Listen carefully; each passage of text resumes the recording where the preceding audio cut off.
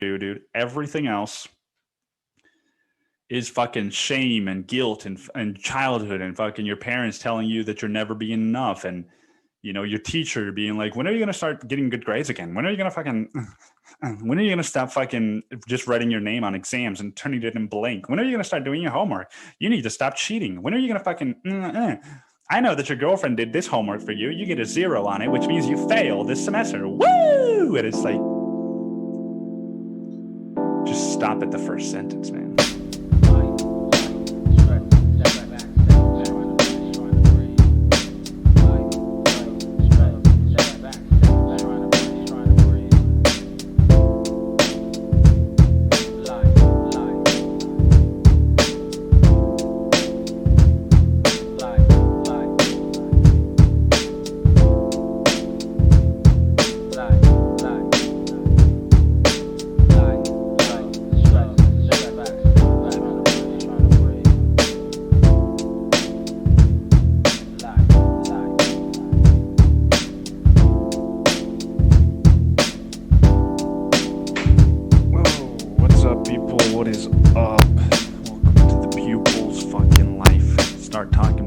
Sitting down, dude.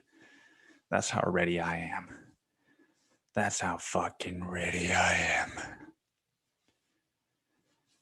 What's going on, man? What's going on? Is there a fucking holiday? Is there 420 is tomorrow. Fucking holiday, dude, if you even want to call it that. It's like, dude, it's like if we had a fucking, let's get drunk holiday. I don't know, man. Maybe it's just because I haven't smoked weed. Maybe it's because I'm clean, man. Maybe it's because I'm clean, okay, and I don't get to partake anymore. Dude, I don't know when I'm gonna fucking, or if I'll ever partake again, because I don't like the idea of never doing something again, and because I think it creates this idea, or I just said idea twice, dude. I don't like this idea because it creates this idea. You fucking A, man. This is that kind of podcast. All right. Woo!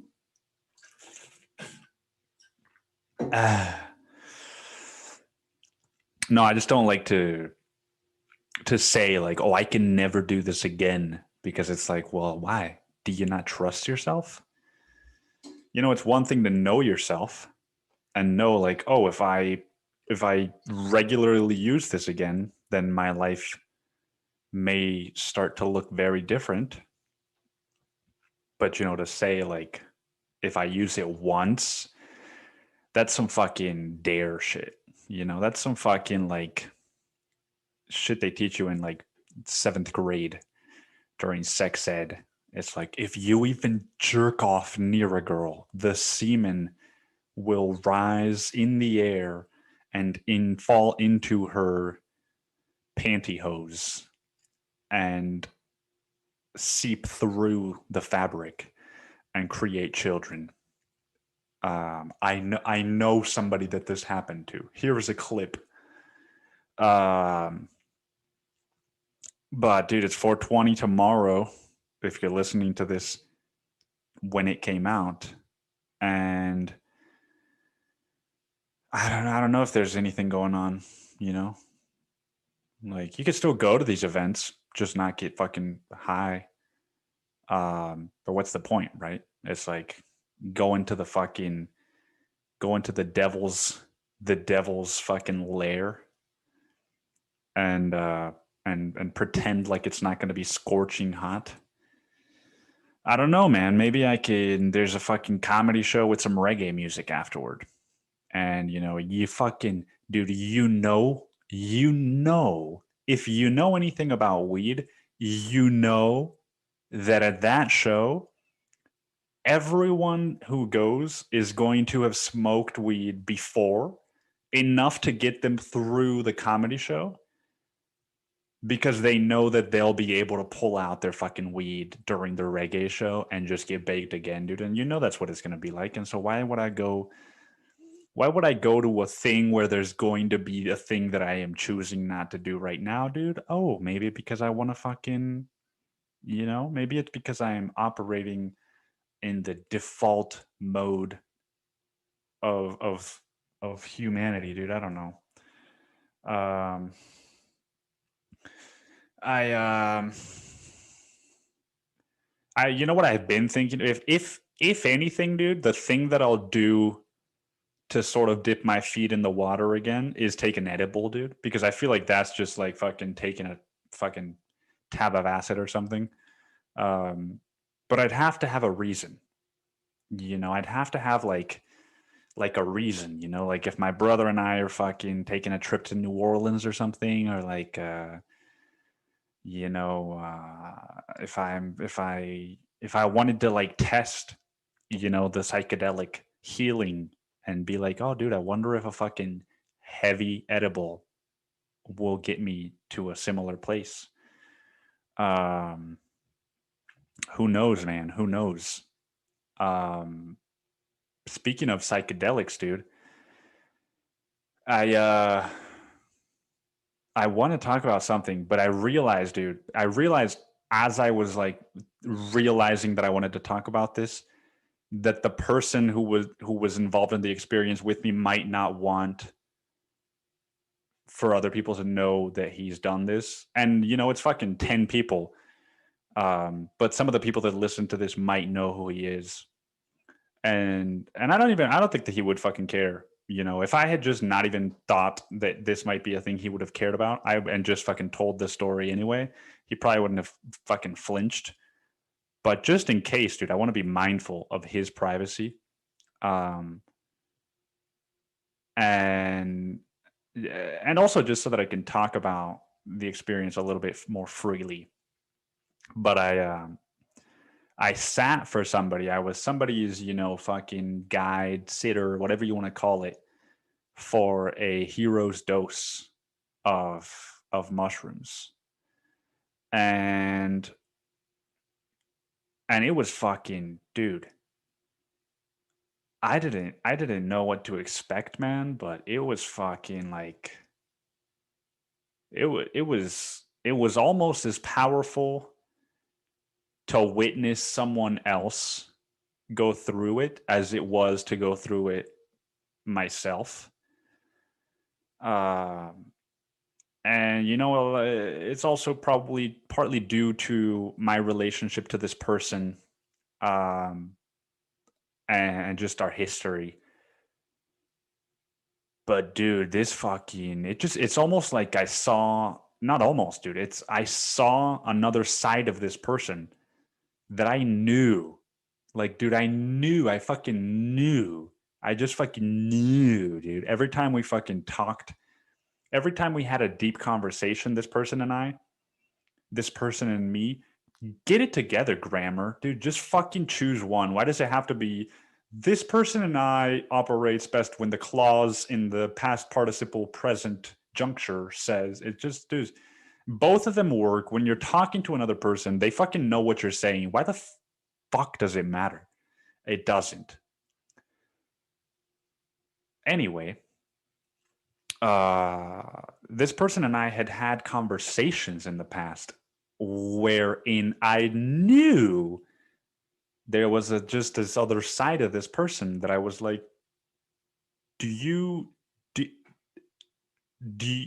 also know that there's like half of you that's hiding right now?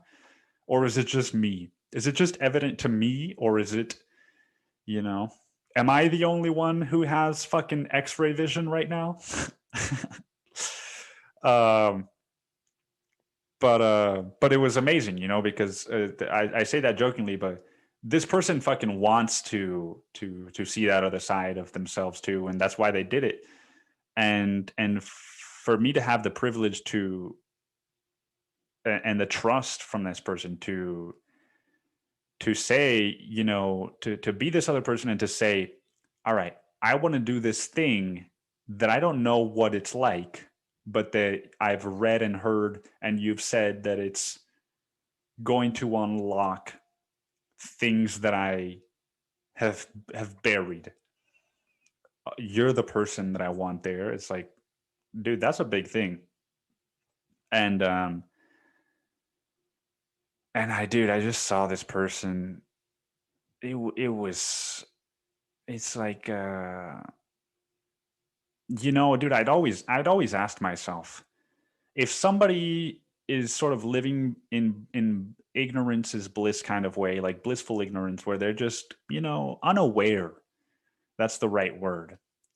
It's not that they're less than. It's not that they're fucking. It's no value judgment on the person. But if somebody, is in so much pain that they don't even know that they're in pain. Ah, dude, it's so dry in here every time I fucking start the podcast.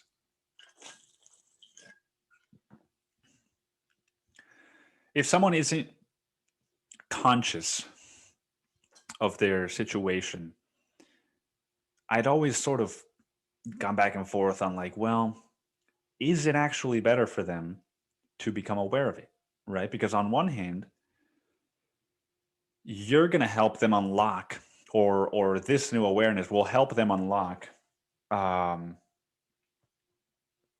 just a whole other side of them that will then give them new opportunities and give them new perspectives and allow them to feel more. And but on the other hand, dude, it's like, well, this person's traumas are just blocked off and suppressed right now.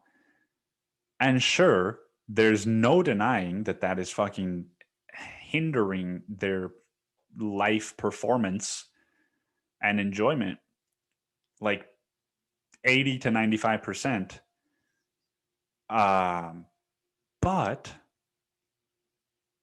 I just wasn't sure if like helping someone become aware of these things, what that would be like. Is it better for them to just fucking live the way that they're living right now, or is it actually better for them to? It's like that movie about the two twins that one of them gets in a fucking accident and forgets everything except who his twin is. All he knows is that this person's name is this, and that this is his twin. And his twin knows everything, dude. He knows everything. But he's like, well, my fucking twin forgot everything. Do I tell him that he was sexually abused by our mother and that his mother sold him off to fucking friends so that they could rape him? And or do I just tell him like, hey, dude, yeah, mom, dude, she's fine. Yeah, she's a regular old cat, Yeah, nothing special about her, nothing weird about her. Just your mother. Uh, and it was that sort of debate, dude. But doing the 6 grams, or this person doing the 6 grams and seeing them and sort of, dude, I held their hand. I held their hand through a portion of it, and they said that they felt protected and that they felt safe. And just seeing what was coming up for this person, and it humanized them. It humanized them for me in a way that nothing else had ever before. I saw this person express fear. They had never expressed fear before. Ever, dude. Ever.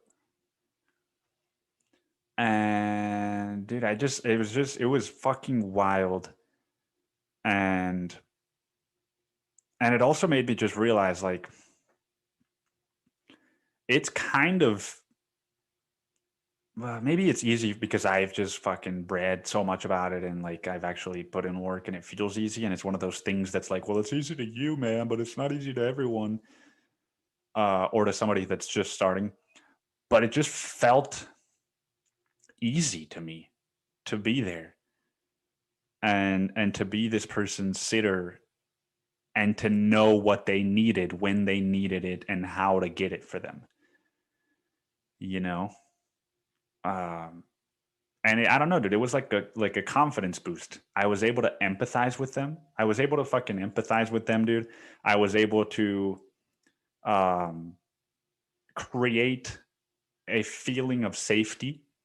I was able to remove myself from the equation, you know, and not make it about me. Um, and and I was able to sit with, this is the person that I've known for a long time, and who we have a close relationship. And I was able to sort of witness their pain, dude, and not let it phase me, because I knew, dude, the thing that was in the back of my head was like, this is good. This is fucking maybe the best thing that has ever happened to this person. Maybe the best thing that's ever happened to this person, even though they're suffering right now. Their legs were just fucking,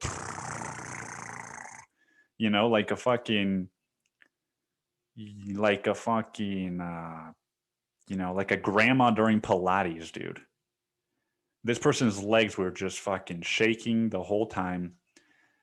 And, and so, I don't know, man. They were scared, right? Why are my legs shaking? What's happening to me? When is it gonna end? And I was just like, dude, it's just somatic release. It's just your body releasing trauma through your fucking physical body. Um, and so nothing happened that made me feel scared. Uh, and I think because I had this understanding and I had a lot of these awarenesses and I'd had the experience myself, it was a perfect combo, dude. It was a perfect combo. Um, and yeah, it just sort of refreshed it, because I had like a sort of default experience, I feel like, when I did it by myself last time, a couple of weeks ago. And then doing it, sort of sitting for this person, I I was like, fuck yeah, dude. No. These things are great.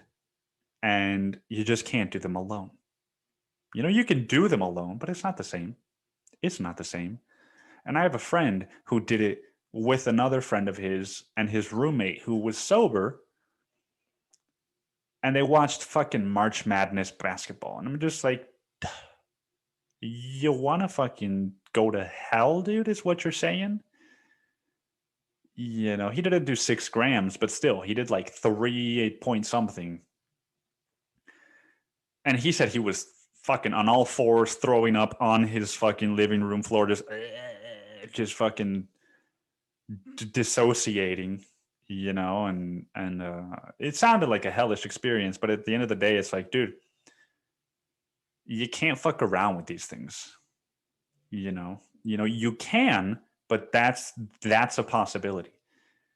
There are people, there's a lot of women especially that you ask about and they're like, yeah, I did acid once fucking at Joshua Tree and I was so happy. And then there's fucking guys that are my friends that are like, I thought I was Leonardo DiCaprio in Shutter Island. And I thought that my roommate was Mark Ruffalo, and I wasn't sure if he knew that he was Mark Ruffalo in Shutter Island. And I felt like a prisoner, and then I thought about Inception, and I was like, what if I'm in a dream right now? What if I'm what if I'm not Truman Capote? What if I'm the Truman from the Truman Show? What if I'm Jim Carrey? What if I am actually Jim Carrey? And it's like, dude, you're just flipping out is what's happening. You're flipping out. And what you need is to flip inward. And you might freak out if you flip inward too. Like the person that I sat with, they were flipping out. But that's why you have someone there who's sober, who knows what the fuck you're going through, and can say, um, this is what's happening, but you're totally safe. I'm right here. If you want, I can hold. Do you want me to hold your hand? And then fucking hold their hand, and then it's just, I've never held someone's hand while I was on drugs. Yeah, I've never been held on drugs.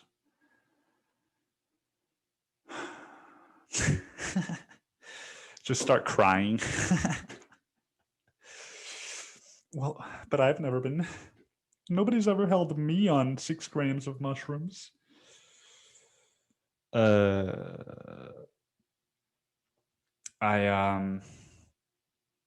Speaking of being held, dude.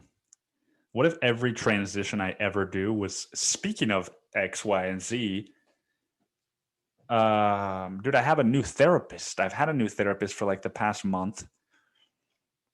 And it's been an interesting transition. You know, it's weird that it's all via Zoom. And I don't know, man. I think it's less weird knowing that he lives in Austin, because then it just feels like, well, but we could like run into each other. Like he exists, you know, and he cares.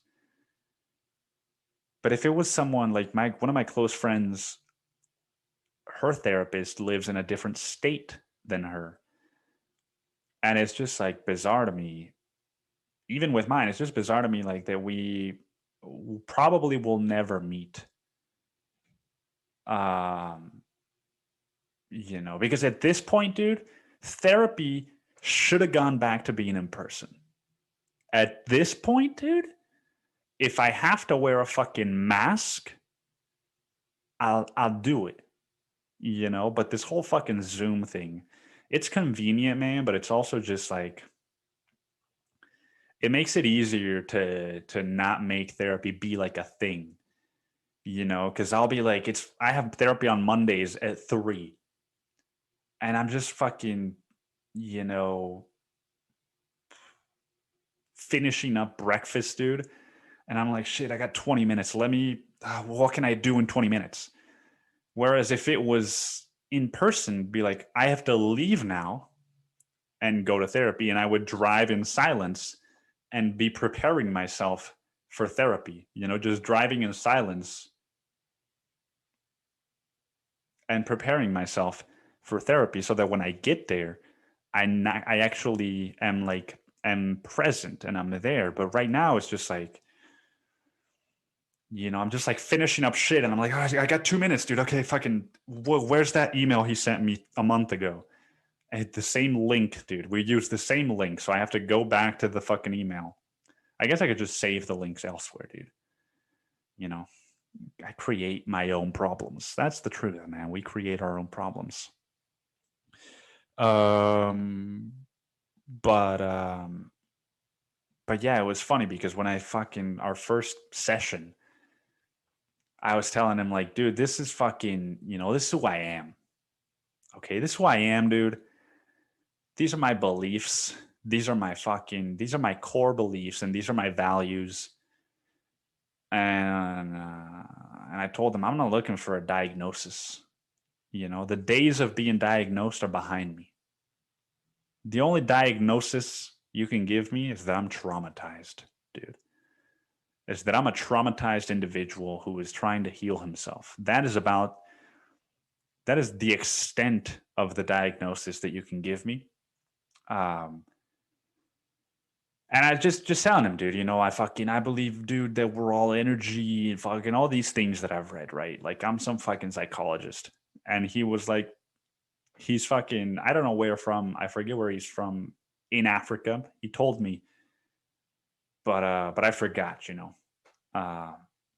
Maybe you're unconsciously biased against Africans. Have you thought about that, Nick? Well, I forget everybody's fucking name, and I forget everybody's where from. So it's not just Africans. But when I told him all this shit about like these are my beliefs, and he said to me, he said, you know, Nick, I think you are just the client that I needed. You are just the client that I needed. And then he started telling me that he was a fucking, you know, he was some kind of healer dude in when he was still living in Africa, and they just all these things that I was like, dude, I see. I see, dude. So we're a match, is what you're trying to say, or the idea you're trying to put in my head. Um, it's just hard, man. It's just hard to, it was hard for me to cry with my last therapist, and I've been seeing him for 2 years plus. Now I get this guy. Now I got this fucking guy who I've known for 1 month, only via Zoom. And I don't know, dude. I don't know if it's, I don't know how people can do it, Just fucking meet a stranger and be like, I'm just, I just don't know. And just fucking crying, fucking like, dude. It's so hard for me. It's so hard for me to cry in front of another person. And it's just so fucking obvious why. But it doesn't matter why, dude. The point is that it's hard for me to cry in front of other people, because the first thing that comes into my head when I cry in front of another person is like, dude, you're ruining this person's day. Which is so shitty, dude.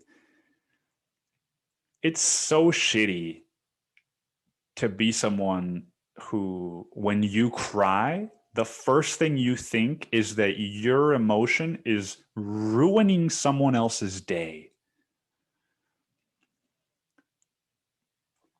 And it's shitty because it gets in the way a lot, man. It gets in the way, and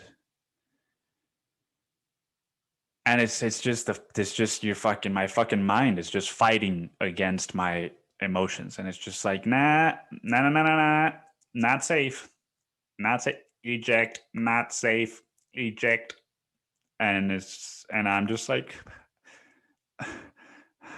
just I know that I want to cry, but I'm like, just I can't, dude. And when I do, it's just a flood of thoughts, dude. It's just I start fucking tears start coming down my face, and it's just my thoughts rise up and dry my tears. And it's just like the thoughts are like fucking like, all right, you're crying. Now if he stops talking, then no one's talking. And if no one's talking, then he's uncomfortable. And if he's uncomfortable, then you're ruining his day. And it's hard to just fucking breathe and say like, no, you're crying, and you're crying. So if neither one of you is talking, it means you're crying, and it means that is what is happening. So there doesn't need to be someone talking because you're crying.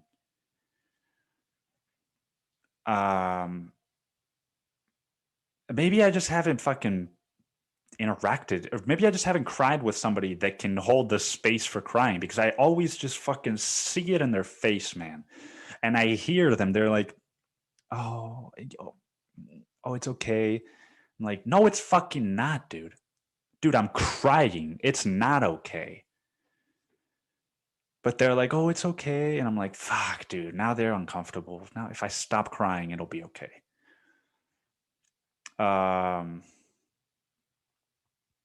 Yeah, man. Does that happen to you? I bet it fucking does, dude. I bet it fucking does. I bet you don't even fucking cry, dude. I bet you don't even know that that's what happens to you, dude. Nah, but it's just tough, man. It's tough. And getting a new therapist is tough too, because now it's like, oh, well, what happens to the other one, dude? So we talked for 2 years. So we talked for 2+ years, and I told you about my life, and I cried, and you held me once when I cried, and now you just don't exist. And now you just disappear. It's like, what is, somebody needs to look at therapy and be like, is this right? Is this how it's supposed to be? You just form a relationship with somebody, and then you just fucking, you just like tell them everything, you emote, you learn how to trust them, and then it's just, is that what it's like, dude? Is that what therapy is? you're just like fucking, you know, I didn't feel loved as a kid. And he's like, I know that I know it's tough. It's tough, but you're a strong person, Nick. And you're like, when he tells you that you're strong, you cry harder. And then it's your last session and you're like, well, I guess this is goodbye, huh? And he's like, he just fucking, here, what if you just did that, you know? All right, Nick, well,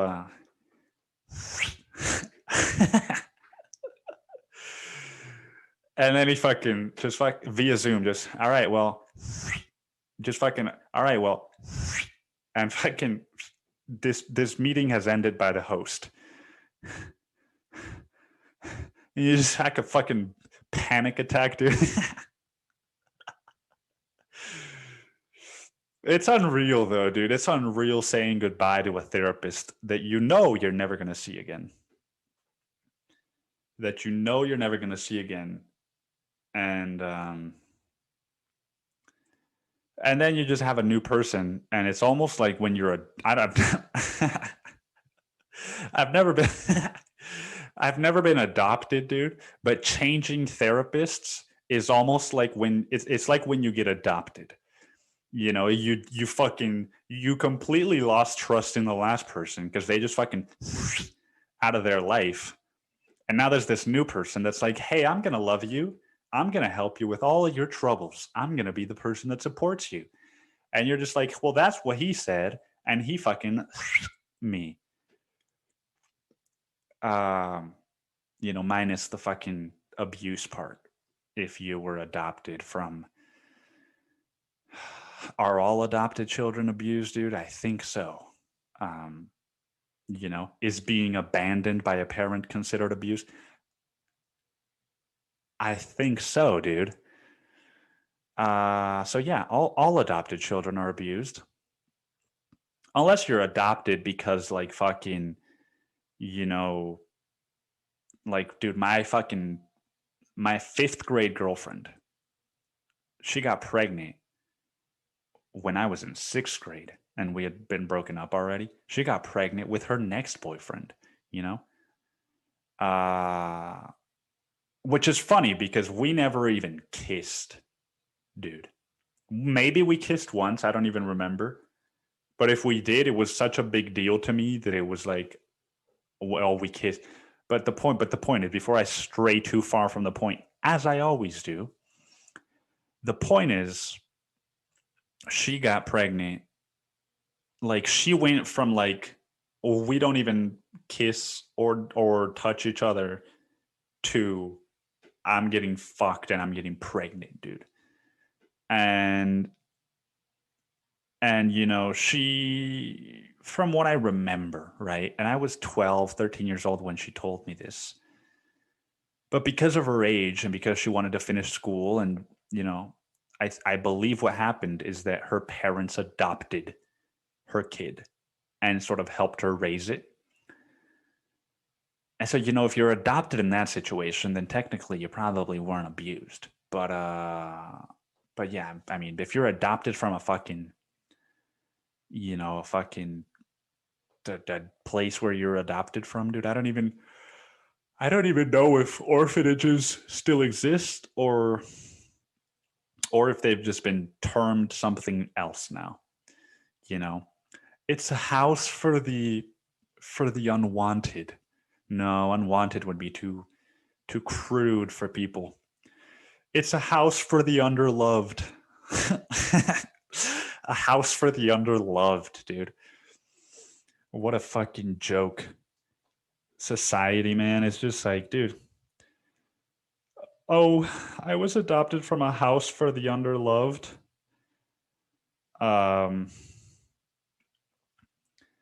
Yeah, dude, my therapist came from fucking, dude. I feel like I go to therapy at a fucking center for the underloved. Right? It's the fucking center for the poor and the underloved. Because I pay $5 a session, but it means that I might lose my therapist in 2 years. I fucking, dude, we budgeted. I told him like, dude, I have a shitty relationship to money. I have a distorted relationship to money because my fucking, when I was 9, dude, my mom would be like, I would get off the phone with my dad and my mom would say like, did you tell him about the $5,000 that he owes me? And I'd be like, like, didn't know I was supposed to. Yeah, man. And my dad was just fucking, dude, every time, dude. Every Sunday, dude, my dad would come over and be like, I don't know how you guys are going to keep going to high school. I don't know how you guys are, fucking, do you think money just comes out of thin air? And you're just fucking one of those guys. And meanwhile, dude, it was like fucking sailboats galore and scuba galore and just fucking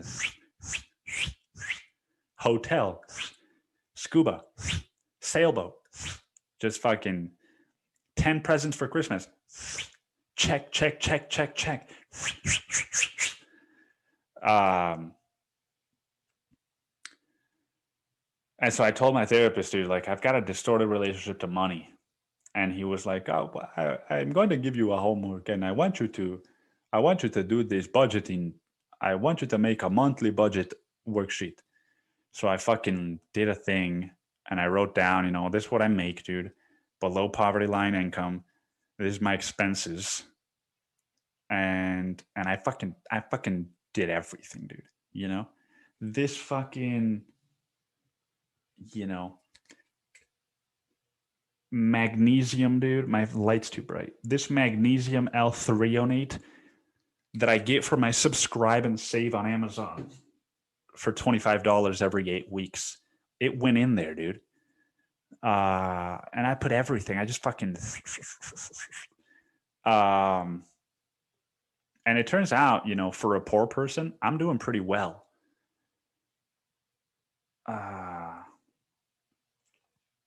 For a poor person, I'm doing pretty well, man. But then I told him, like, I did the sheet and I showed it to him and he was like, it actually looks like you're doing pretty well. And I was like, but the problem is not how much money I, spend of the money that I have. The problem is that I have a distorted relationship to money. Dude, read my memoir, dude. I fucking started making when I start making more money, I start spending more money.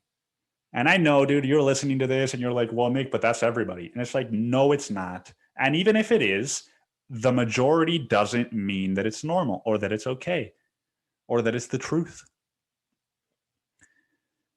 But yeah, dude, it's like I've wanted to buy a car for the past year.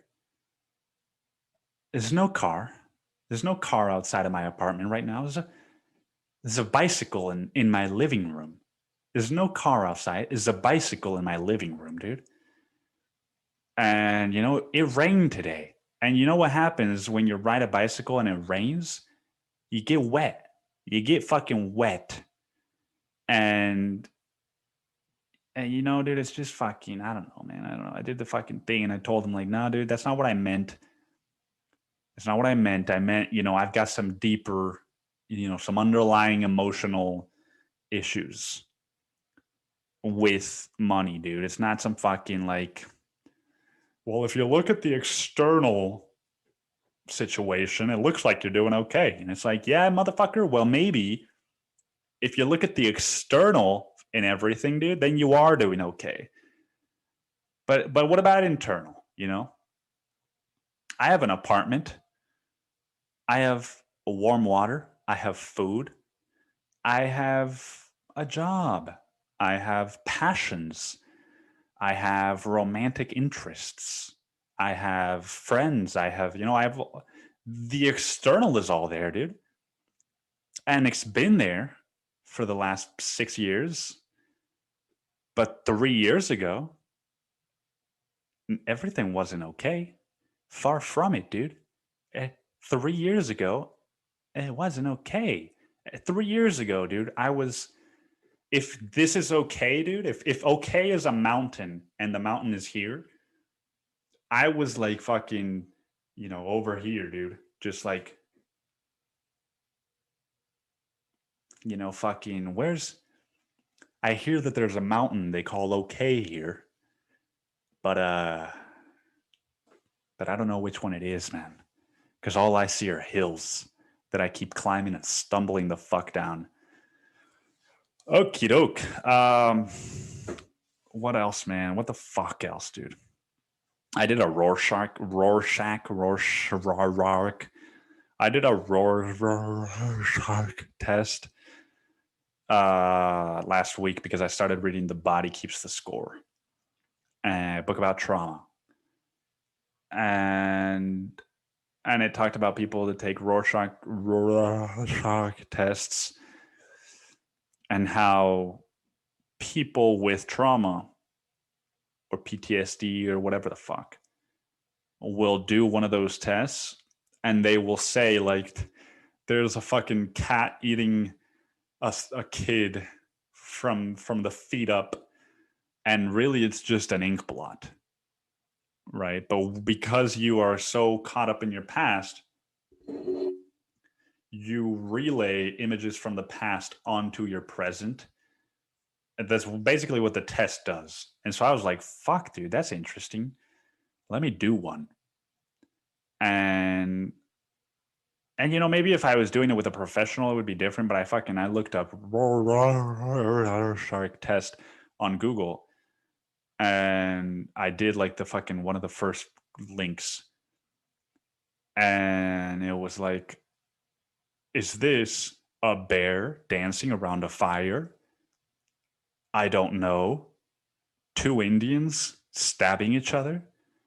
A cat on flames? Or this is a boring image, skip to the next. And I was like, dude, is this a joke test? Is this a joke Rorschach test? Or am I just fucking in disbelief right now? And I did it, and it was like, you scored 2 out of 10, which is like what everyone scores. And I was like, that's bullshit, man. I'm a psychopath, and I know it. But no, dude, the reason I bring that up is because as I was reading this book, and it was talking about exactly what I just said, right? That we take the past and we fucking put it in the present if we've been traumatized, and it's sort of, I would look it up, dude, but I'm not going to be able to find it this quick. It says that our imagination is affected because our default is to look at it and interpret it through our past. And so our ability to create new scenario, our imagination is affected. And I was like, fuck, dude. That makes a lot of sense. And that is why I don't know, dude. That's why my short stories are about what they are. That's why my fucking Spanish fiction novel is about what it is. And it just got me thinking, like, well, so what if I wanted to write something else? What would that look like? And I don't know, dude. I don't know if it's possible. But that's not what I wanted to talk about. More so just in the sense that, I just started thinking about like the dates that I've been on in the past, and one of them specifically where I think we had gone on 2 dates, and during the second date, we were talking about how, like, people that don't understand that if you've been through something aren't the people for you. Like if somebody fucking Googles my name, dude, and finds my memoir and they're like, yuck, then it's like, that's not the person for me, right? I was talking about that with this person. And then she suggested a 3rd date. And I was like, dude, fuck yeah. fucking, you know. Um, and so we had set up a third date, and then as I was, the day she told me like that she told me to look at something on the internet and then tell her when I had, and so I did, and then I texted her like a couple nights later, and then I also was like, looking forward to seeing you tomorrow, and she responded, dude, let's see if I still have it. I probably deleted it because it was just like, I delete my texts, but yeah, it's not there anymore. But this was a couple, maybe 3-4 weeks ago.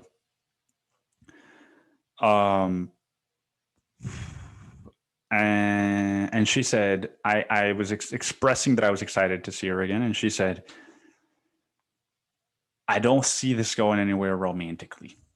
Yeah, it was a little mini paragraph, but that's basically the gist of it. Was I don't see this going anywhere romantically, and I was like, well, that's interesting, and that's a 180. And I just started to think, my immediate thought was, she found the memoir.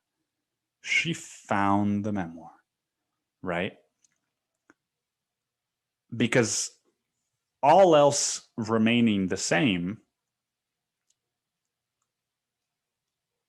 and this is where maybe my creativity has been squandered by my past experiences. But she suggested the next date, and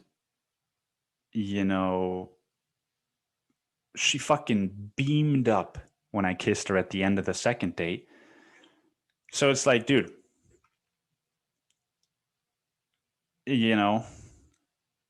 what else could it have been? But I don't know. Then I read this book and I was like, fuck, dude, am I fucking one of these war veterans that's applying his fucking past experience to his present, and it's just my PTSD and whatever the fuck? And I don't know, man. I don't know what to think, but it created this awareness in me of like, maybe that's not what happened. And even if, who the fuck, you're never gonna know, right? You could ask her, but she might tell you, she might not. And I asked her like, oh, never heard back from her, whatever. Just an opportunity for growth, to say, oh, if there's anything, any feedback, dude, so that I can continue to work on myself. But she never responded. That's okay. And so it's just like what it just sort of, maybe she was seeing 3 other guys too, and she was just like, these other 2 aren't poor. Maybe these other 2 guys that she was seeing, that I am thinking maybe she was seeing, aren't poor. Maybe it's not my trauma, dude. Maybe it's something else about me, which means I'm still looking at it through my trauma, because it's all about me, isn't it? It's all my fault. I don't know, man. This fucking book is just blowing my mind, dude. Every time I think I know something about trauma and about like, oh, this is why I did this is why I'm this way, I read another book and I'm like, oh, I don't know anything,